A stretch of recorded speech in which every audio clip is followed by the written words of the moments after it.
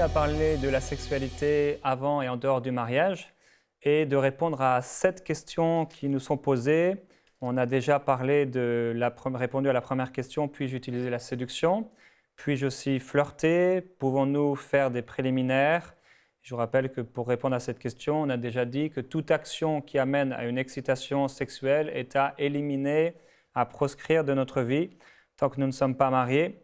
Puis sortir avec un incroyant, c'était la dernière question à laquelle on a répondu. Et là, on a vu que c'était la pire volonté de Dieu pour nous. Finalement, ces gens qui ne sont pas sauvés ont pour père le diable. Et comme quelqu'un l'a dit, et ça s'est souvent dit, à moins que vous vouliez avoir comme beau-père le diable, ne vous mettez pas en alliance avec quelqu'un qui n'est pas un enfant de Dieu. Parce que ceux qui ne sont pas enfants de Dieu sont ennemis de Dieu.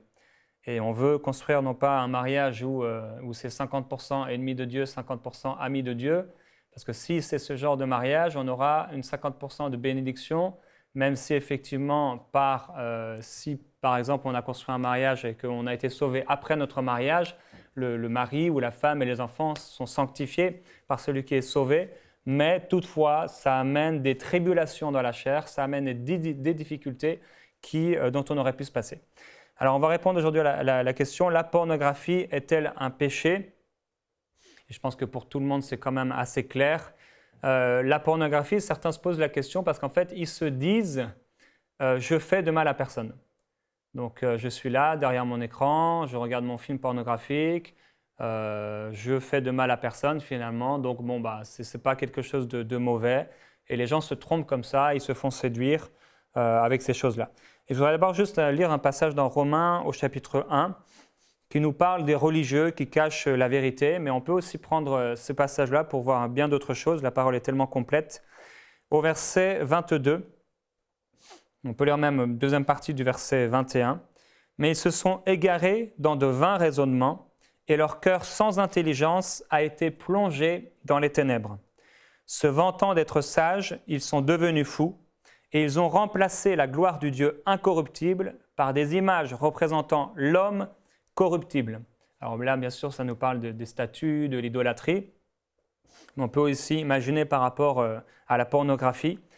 Au verset 24, « C'est pourquoi Dieu les a livrés à l'impureté, selon les convoitises de leur cœur. » Rappelez-vous, ces gens qui ne connaissent pas le Seigneur, leur nature spirituelle vit et gît dans les ténèbres, en sorte qu'ils déshonorent eux-mêmes leur propre corps, eux qui ont remplacé la vérité de Dieu par le mensonge et qui ont adoré et servi la créature au lieu du Créateur qui est béni éternellement.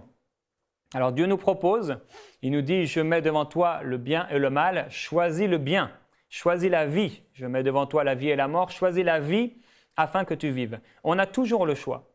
On a toujours un libre arbitre. Dieu n'a jamais voulu violer notre libre arbitre. Il nous laisse toujours la possibilité de choisir entre le bien et le mal. Et il nous laisse la possibilité de servir le Créateur ou de servir la créature. Et quand on est en train de s'adonner à regarder des films pornographiques, on est en train de servir et aussi d'adorer la créature. Parce qu'en fait, une personne qui va commencer à regarder de la pornographie, déjà, ce sont des images choquantes pour l'âme. Et cette personne-là va entrer dans un monde qui n'est absolument pas celui de Dieu.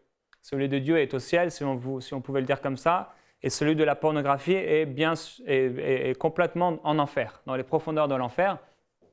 Donc cette personne s'adonne à ces choses-là.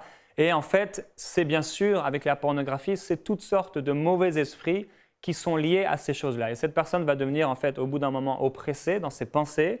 Donc, elle va vouloir toujours plus, et aussi obsédée. Donc, arriver à des obsessions.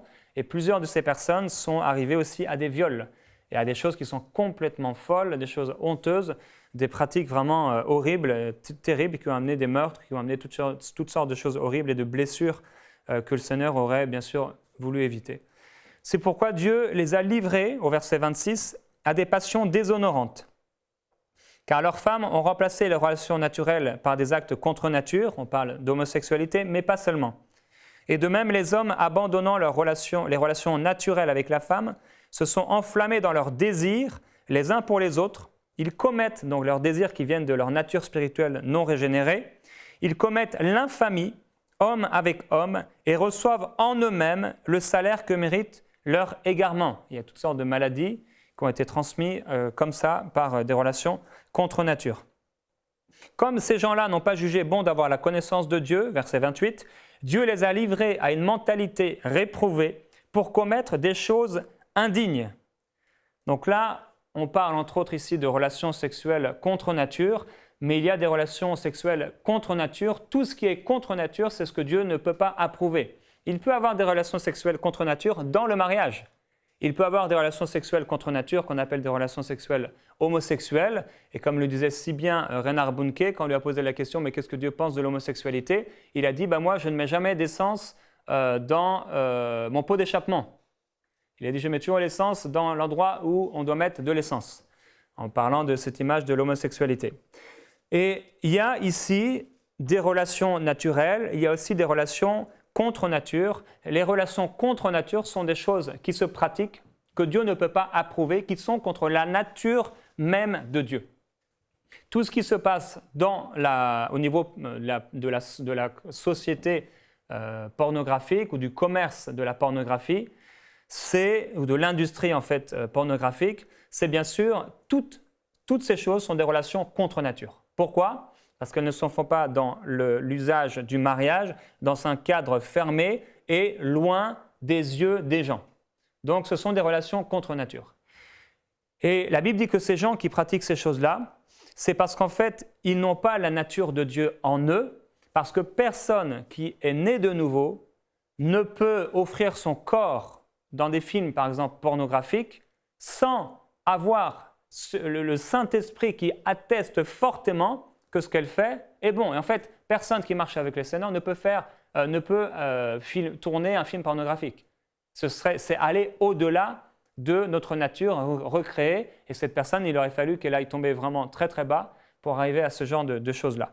Donc les gens se disent « Ok, j'ai fait de mal à personne ». On va voir que c'est faux déjà. Mais on se fait du mal à soi-même, puisqu'en fait, on prend un poison. Et un poison, au début, ça peut ne rien faire. On peut se faire mordre par un serpent et dans les prochaines minutes ou même parfois les prochaines heures, il peut ne rien se passer. Mais au bout d'un moment, comme quand on mange quelque chose de mauvais, apparemment ça va bien, mais dans la nuit, aïe aïe aïe, ça va très très mal. Il y a des gens qui peuvent mourir comme ça, empoisonnés. Sur le coup, rien de spécial, mais au bout de quelques heures, là, les personnes commencent à tomber malades et parfois à mourir. C'est exactement pareil avec la pornographie. C'est vraiment, c'est un lien. C'est quelque chose qui nous prend et qui nous chope, si on peut dire ça comme ça. Et après, on est obsédé, on est pris par cette chose-là, par ce poison. Et encore, tout au long de cette série, on en a parlé, mais de la crainte de Dieu. La pornographie est-elle un péché ? On doit vraiment continuer à craindre le Seigneur et la crainte de Dieu répond à toutes ces questions-là. La pornographie, c'est aussi une image fausse de la sexualité. Les gens font toutes sortes de choses et je me souviens que lorsque j'étais adolescent, je devais avoir peut-être 12 ou 13 ans, quand j'ai vu la première fois, et ça a été une des 3 ou 4 seules fois que j'ai été mis devant un film pornographique, j'étais chez mon voisin et là, il était en train de regarder un film pornographique et c'était un cheval qui faisait quelque chose avec une femme. Donc ce sont des choses horribles, dégueulasses, c'est l'expression, et des choses qu'on ne devrait jamais voir. Ce sont des choses contre nature, c'est une fausse sexualité. Donc il y a des gens qui sont là, ils sont en groupe et ils font des choses, etc. C'est une fausse image de la sexualité. Et puisque c'est une fausse image de la sexualité, la personne qui regarde ces choses-là, qu'elle soit femme ou qu'elle soit homme, va transposer ça le jour où elle sera mariée. Et même si, entre-temps, elle s'est convertie ou alors elle s'est repentie de ces choses-là, elle va entrer dans le mariage avec une pensée de ce qu'est la sexualité. Donc, puisque cette personne pouvait aller sur Internet et à tout moment regarder des films pornographiques, le matin, le midi, le soir, dans la nuit, à tout moment, cette personne va s'attendre à ce que sa femme puisse à tout moment, le matin, le midi, le soir ou dans la nuit, avoir des relations sexuelles avec elle. Et ça va créer des problèmes parce que la femme n'est pas un objet. Et l'homme non plus n'est pas un objet. Donc, cette personne a une fausse image de ce qu'est la sexualité, avec tous les objets qui peuvent être utilisés, ou tous les animaux, ou tout je ne sais quoi, je ne sais pas ce qu'ils font, mais ça montre une fausse image de ce qu'est la sexualité. On l'avait dit au début de cette série, la sexualité est pure, elle est belle, selon Dieu, dans le cadre du mariage, lorsqu'elle est pratiquée en toute bonne conscience devant Dieu. Elle est pure, elle est belle, et en fait, c'est un cadeau et une bénédiction que Dieu a donné à l'homme sur la terre et à la femme qui sont mariés et qui marchent avec le Seigneur dans leur mariage. C'est une bénédiction. Ça fortifie le couple, c'est une des fondations du couple importantes. Il devrait avoir une sexualité dans le couple. Ça vient fortifier le couple, ça vient apporter quelque chose, ça enlève certaines pressions. En tout cas, il y a bien des bénéfices que Dieu a voulu au niveau de la sexualité dans le couple. Il y a une communion, etc. La pornographie, ça nous montre donc une fausse image de ce qu'est la sexualité et ça amène des gens qui ont vu des choses et qui veulent pratiquer ces choses dans le mariage. Et quand la personne en face d'eux ou d'elle ne veut pas pratiquer ces choses-là, eh bien cette personne va revenir à ces pensées-là, puisqu'il y a des images, ce sont des choses choquantes en fait. Donc cette personne n'aurait jamais dû voir ces choses-là et ces images en elle produisent des désirs et à ce moment où on va lui dire non, où la femme, par exemple, va se refuser à son mari pour une raison ou pour une autre, à ce moment-là, cette personne, automatiquement, peut-être, sera facilement tentée à retourner voir des choses pornographiques. Et c'est pour ça que, madame, il est important dans le cadre du mariage de répondre aux besoins de vos maris. Et aussi, mari, il est important de répondre aux besoins de votre épouse, non seulement à ses besoins, mais parfois il y a des besoins physiques. Et dans ces besoins physiques, il y a aussi des besoins de repos. Et c'est important aussi de répondre à ces besoins de repos. On n'est pas des animaux, on n'est pas des bêtes, et tout ce qui se fait dans le lit ou dans le cadre du mariage devrait être fait sans pression, dans la douceur, dans l'amour, dans la passion si vous voulez, mais ça devrait être fait sans pression et vraiment dans un amour qui est pur. Tout ce qui est pression, c'est vraiment à bannir de votre mariage parce que vous allez mettre du poison dans votre mariage et c'est vraiment pas bon. Donc, fausse sexualité, et cette personne, elle est là dans le mariage, on lui refuse un bien dont il a le droit ou dont elle a le droit, c'est son droit effectivement. Mais cette personne, ça va créer des tentations et parfois ça va créer l'adultère. Puisque finalement, la personne se dira, bon, j'ai pas, ma femme ou mon mari ne me donne pas ce que je veux, je vais retourner voir de la pornographie ou je vais aller vers quelqu'un qui va me proposer ces choses-là. Et on avait vu le lion, il est là, le diable, il est comme un lion rugissant. Il va rôder autour de cette personne, autour de ce mari ou de cette épouse, et il va amener, surnaturellement, une personne, entre guillemets, au bon moment. Et ça détruit des couples. Autre chose par rapport à la pornographie, c'est qu'il y a tout un monde, on a commencé à en parler, un monde démoniaque. Et c'est très, très, très fort dans l'industrie de la pornographie, parce qu'en fait, l'industrie de la pornographie, c'est une industrie satanique. C'est une industrie de Satan. Et c'est pourquoi beaucoup de ces gens qui sont dans ces cercles-là, ce sont des gens qui vont écouter des musiques complètement sataniques, ce sont des gens qui vont faire des choses contraires à la parole de Dieu, ce sont des gens qui aujourd'hui vont prendre des choses de la Bible pour se moquer et faire tout l'inverse. Il y a un site internet qui existe en France et qui est devenu un vrai succès et ils prennent l'image du Jardin d'Éden pour encourager les relations adultères.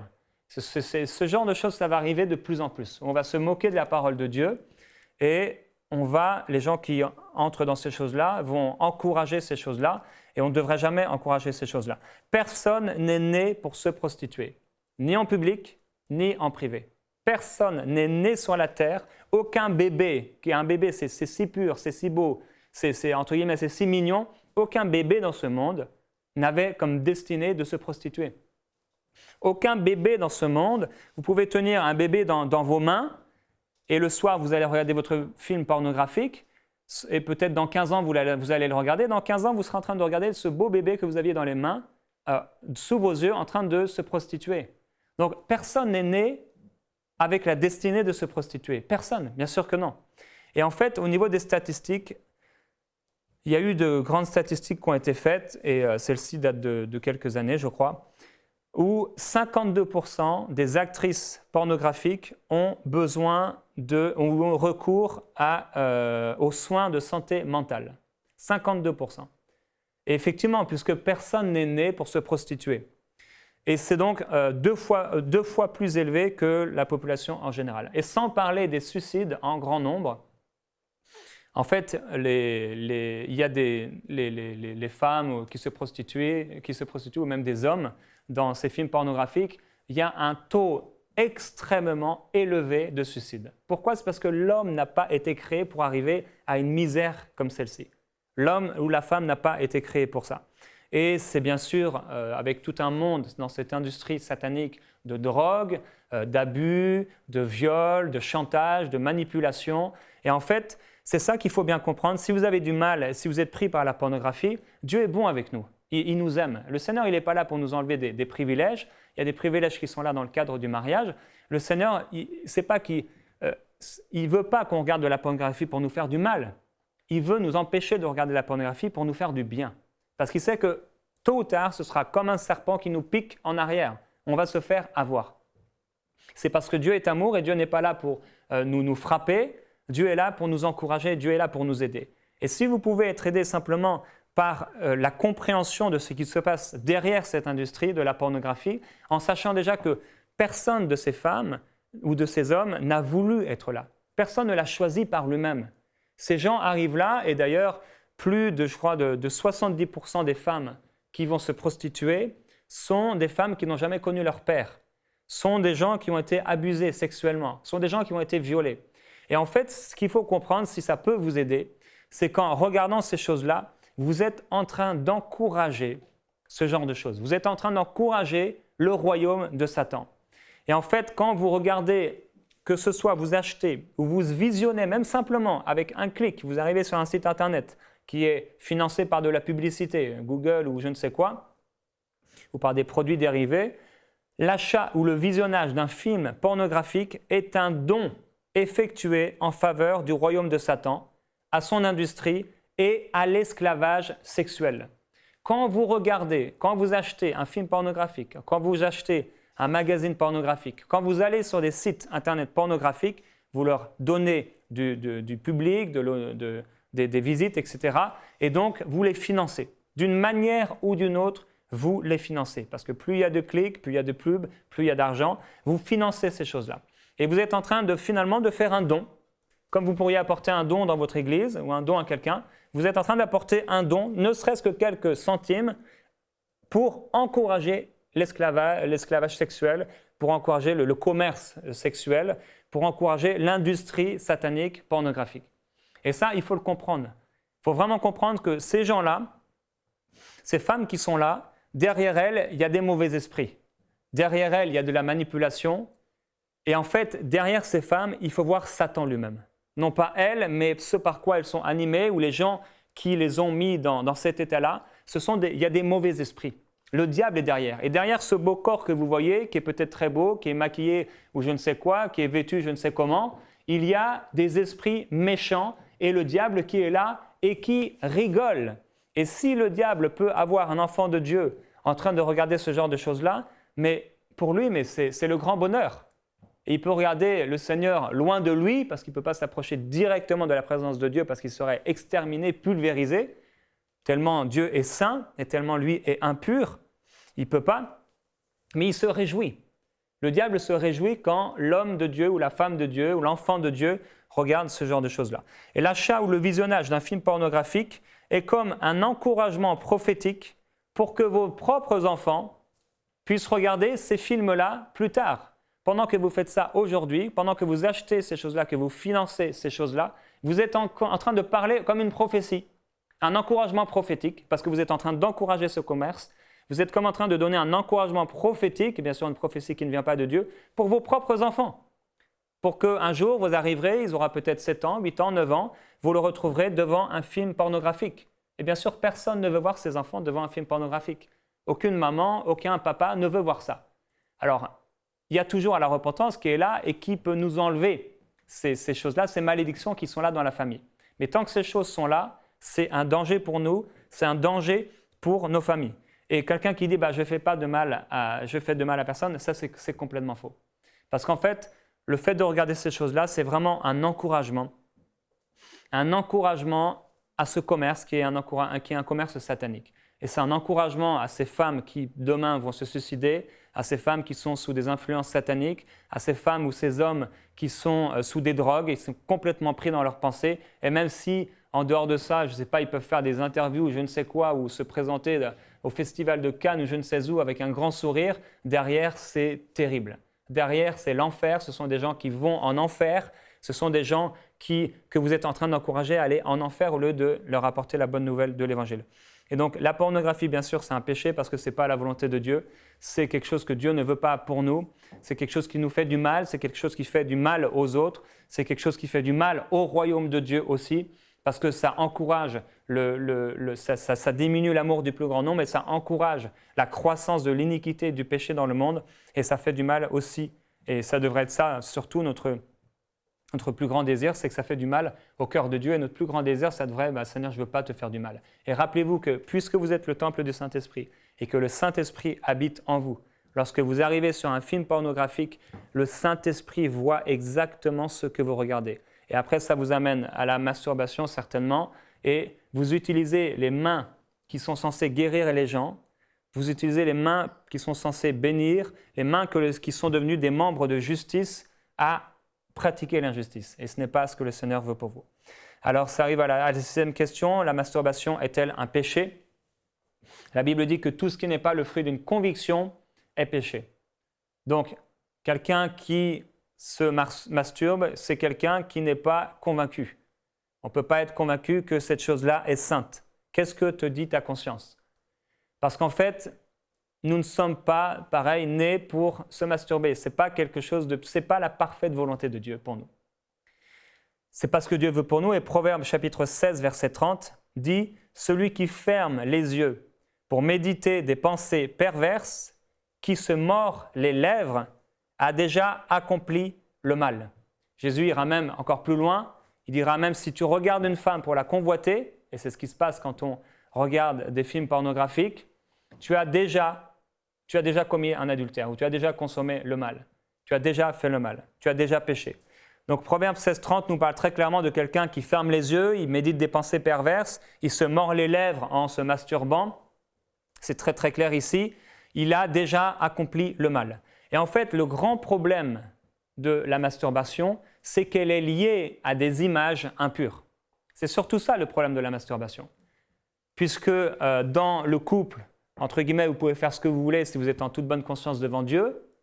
Donc, ce n'est pas elle qui est mauvaise, mais c'est de le faire soi-même et de le faire attaché à des images impures. Parce qu'une personne qui fait cette action-là, ce n'est pas un très beau mot à dire, à prononcer, mais c'est quelqu'un qui a des images. Et souvent, c'est né avec des films pornographiques. Donc, c'est né avec du péché. Cette personne a des images qui reviennent et ça l'amène à se masturber. Et ce n'est pas quelque chose de beau, bien sûr, pour l'enfant de Dieu, ce n'est pas ce que le Seigneur veut pour lui. Donc cette personne va s'adonner, va méditer à des pensées perverses. Donc la personne imagine des choses avec des femmes ou avec des hommes, elle est en train de commettre un adultère. Et rappelez-vous, la parole de Dieu dit que l'impudicité, c'est une idolâtrie. L'impudicité, c'est une idolâtrie. Donc que ce soit la pornographie, que ce soit la masturbation avec des images associées, c'est une idolâtrie. Ça veut dire que notre corps appartient au Seigneur. Notre corps, si nous sommes mariés aussi, appartient à notre épouse ou à notre époux. Toute imagination, tout film, toute action qui est menée en dehors de cette chose-là, c'est une idolâtrie, c'est une forme d'idolâtrie aussi, une forme d'adultère au niveau du couple. 1 Corinthiens chapitre 2, verset 22 dit « Voulons-nous provoquer la jalousie du Seigneur? Sommes-nous plus forts que lui ?» Il y a des gens qui disent « Oui, mais Seigneur, ce que tu demandes, c'est impossible. » Mais sommes-nous plus forts que lui? S'il nous a dit que c'était possible, c'est possible. Tout est permis, mais tout n'est pas utile. Tout est permis, mais tout n'édifie pas. Alors, on pourrait dire « Ok, c'est permis, si ce n'est pas associé à des images pornographiques, à des images mauvaises, si c'est juste la personne a une pulsion, elle ne pense à rien d'autre et elle accomplit ce geste-là. Tout est permis, mais tout n'est pas utile. Tout est permis, mais tout n'édifie pas. » Que personne ne cherche son propre intérêt, mais que chacun cherche celui d'autrui. L'amour ne cherche pas son propre intérêt, l'amour cherche l'intérêt de l'autre. Et une personne qui est dans cette situation, elle cherche bien sûr son propre intérêt. Mangez de tout ce qui se vend au marché, sans vous enquérir de rien par motif de conscience, car la terre est au Seigneur et tout ce qu'elle renferme. Mon corps est au Seigneur et tout ce qu'il renferme. Tout ce qu'il renferme, on pourrait encore parler ici du spermatozoïde, il appartient au Seigneur. Mon corps appartient au Seigneur. Mes membres appartiennent au Seigneur. Mon sexe appartient au Seigneur. Mes passions, mon âme, mon intelligence, tout ça, ça appartient au Seigneur. Et il est écrit, mangez de tout ce qui se vend au marché sans vous enquérir de rien par motif de conscience. Par contre, quand nous faisons ce genre de choses, notre conscience, la conscience reprend cette personne qui pratique cette chose-là. Sa conscience la reprend. Et ce n'est pas pareil pour certaines choses. Quand tu fais le bien, ta conscience ne te reprend pas. Mais quand tu fais le mal, c'est un cadeau que Dieu nous a donné. Dieu nous a donné une conscience. Une conscience pour savoir ce que nous sommes, pour savoir ce que nous faisons, si c'est bien, si ce n'est pas bien, si c'est approuvé de Dieu ou si ce n'est pas approuvé de Dieu. Et la Bible dit que notre corps appartient au Seigneur, que nous sommes le temple du Saint-Esprit, que vous ne vous appartenez plus à vous-même, que tout votre être, l'esprit, l'âme et le corps soient conservés irrépréhensibles jusqu'à l'avènement de notre Seigneur Jésus-Christ. Donc tout notre corps doit être conservé irréprochable jusqu'à l'avènement du Seigneur. 7e et dernière question, je ne suis plus vierge, comment être restauré si j'ai péché? Et on en a déjà un peu parlé, on a parlé de la repentance. La repentance amène la délivrance et aussi ramène la restauration. Alors Dieu ne va pas recréer ce qu'il faudrait recréer pour que cette personne soit vierge, mais même si cette personne n'est plus vierge physiquement, elle peut redevenir vierge dans l'âme. Elle peut redevenir vierge dans ses pensées, elle peut vraiment se présenter devant son mari, le jour du mariage ou dans le cadre du mariage ou son épouse comme une personne qui est vierge dans ses pensées, avec une véritable repentance. Cette personne a purifié son âme, elle a purifié ses pensées et cette personne a été restaurée par le Seigneur. 2 Corinthiens 5, 17, « Si quelqu'un est en Christ, il est une nouvelle créature. Les choses anciennes sont passées. Voici, toutes choses sont devenues nouvelles. » Et Dieu nous donne cette possibilité quand on l'accepte, de devenir une nouvelle créature, d'être complètement nouveau, d'être une nouvelle personne. Et même si nous avons connu le Seigneur et que si nous avons péché, le Seigneur non seulement il couvre les péchés, mais aujourd'hui, dans cette nouvelle alliance que nous avons, il efface complètement nos péchés, il les jette loin derrière lui. Et ça, c'est la grâce du Seigneur pour nous. Alors, on a répondu à ces 7 questions. Et lors de la prochaine session, on donnera plusieurs conseils aux célibataires et on va répondre aussi à cette question, mais finalement, qu'est-ce que l'amour? Parce qu'aujourd'hui, l'amour, on m'a donné tout à l'heure ce que le monde donne comme synonyme de l'amour. Et il y a des choses, en fait, la majorité de ces choses, ce n'est pas l'amour. Donc aujourd'hui, les gens aussi se font avoir parce qu'ils ont une mauvaise définition de ce qu'est l'amour. Donc on va aussi vous aider, si vous êtes célibataire, à reconnaître selon Dieu qu'est-ce que l'amour. Et on va aussi vous donner plusieurs conseils en tant que célibataire, en plus des conseils qu'on a déjà donnés par rapport au célibat, par rapport aux fiançailles, afin que vous puissiez construire des fiançailles, mais aussi un mariage qui est vraiment une bénédiction et afin que vous puissiez marcher dans toute la bénédiction de Dieu. Et je déclare sur vous que si vous étiez dans ces choses-là, pornographie, des choses mauvaises, etc., l'impureté, vous êtes délivrés au nom de Jésus-Christ. Vous êtes délivrés, vous êtes bénis de toute bénédiction. Ça, c'est ce que vous êtes en Christ. Votre vie est cachée en Christ. Alors, demeurez en Christ et prenez un temps après cette session pour vraiment prier, pour vous mettre devant le Seigneur et pour encore dire au Seigneur, Seigneur, prends tout mon corps, prends ma vie. Prends tout ce que je suis. Je veux être un parfum pour toi, un parfum de bonne odeur. Je veux te servir, Seigneur. Et si vous avez des moments, des pulsions, où vous êtes là sur Internet et vous avez envie de faire quelque chose de mal, allez sur enseigne-moi.com au lieu d'aller sur un site pornographique. Allez peut-être dans, entre autres, mon émission Prière inspirée. Là, on va prier ensemble. Regardez des prières qui vont vous fortifier spirituellement. Et au lieu de vous enivrer de débauche, vous allez être remplis du Saint-Esprit. Et c'est ce que je déclare sur vous. Soyez remplis du Saint-Esprit. Cette émission est rendue possible grâce au précieux soutien des partenaires d'Enseigne-moi Canal International. Retrouvez tous nos programmes sur enseigne-moi.com.